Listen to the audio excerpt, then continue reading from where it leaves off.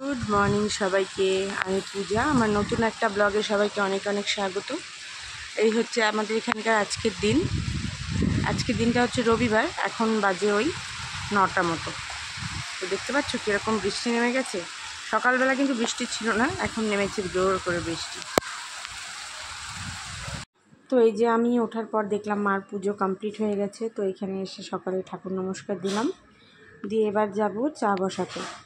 Liquor চাই করব সবার জন্য, আজকে তো সবাই চা খাবে। তো এই যে সবার জন্য চা করে নিলাম। ছেলে ঘুমিয়ে আছে, এখনও ওঠেনি, কাজে বসে গেছি। এখন শরীরটা একটু ভালো আছে, পুরোপুরি এখনও সুস্থ হয়নি। তো এই যে কাজে বসে যাচ্ছি। ছেলে ঘুমাচ্ছে, ওকে আর ডাকলাম না। আজকের দিনটা ছুটি, ঘুমিয়ে কাল থেকে তো আবার স্কুলে ওই জন্য উঠতেই হবে। আমি এখানে কাজে বসে যাই এখন। সকালে সবাই খেয়েছে পরোটা আর আলুর তরকারি আর কলা। আমি পরোটাটা না খাইনি, আমি খেলাম ওটস, তার সাথে একটা ডিম খেলাম। ডিমটাকে ওটসের মধ্যে দিয়ে মানে পোচ টাইপ করে নিয়েছিলাম। আর এখানে বসিয়েছিলাম আমাদের চিকেনটা। মা বাবা যেহেতু চিকেন খায় না, মা বাবা খাবে মাছ, ওদের জন্য ইলিশ মাছ করছে। আর এখানে চিকেনটাকে একদম কম তেল মশলা দিয়ে সব কিছু দিয়ে আমি ঢেকে দিয়েছিলাম।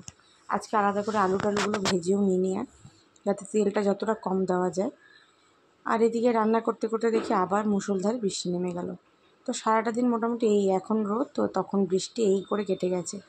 তো এদিকে কাজ চলছিল, যতই শরীর খারাপ থাক কাজ তো করতেই হবে। অফিস কি আর বোঝে তোমার শরীর খারাপের কথা? তো 1-2 দিন ছুটি করা যায়, রোজ রোজ কি আর বললে শুনবে নাকি? করে ছাদে আসলাম, দেখো কি ভালো রোদ উঠেছে আবার। এখন সব কাপড় দিয়ে যাচ্ছে। যখন বৃষ্টি হচ্ছে না, মুষলধারে বৃষ্টি হচ্ছে, মানে কি বলবো, এত জোর বৃষ্টি হচ্ছে বলার মতন না। এখন আবার বৃষ্টিটা নেই, একদম রোদ উঠেছে, খুব ভালো। কাপড়গুলো দিয়ে গেলাম, যতটা শুকায় শুকাক। আকাশটাও কি ভালো লাগছে দেখতে, কিন্তু একদিকে আবার মেঘও করে আছে, এই দিকটায় আবার মেঘ করে আছে প্রচুর। আমাদের লাঞ্চ চিকেনের ঝোল আর ভাত। আমাদের তাই মাছ হয়েছে, ইলিশ মাছ, আমি আর খাবো না। তো এই যে সন্ধ্যে থেকে আর কোনো ভিডিও করা হয়নি। গিয়েছিলাম একটু মোলার গেটে, তারপর চাটাও খাওয়া হয়েছিল, কোনো ভিডিও আর করিনি। শরীর খারাপ না, কিছুই ভালো লাগছে না। রাতে এই তরকারিগুলো একটু গরম করছি আমি, আমাদের চিকেন আর মাদের মাছটাকে গরম করে রাখলাম। শুভ খাবে না, ওর একটা বিয়েবাড়ি নেমন্তন্ন ছিল, সেখানেও গেছে।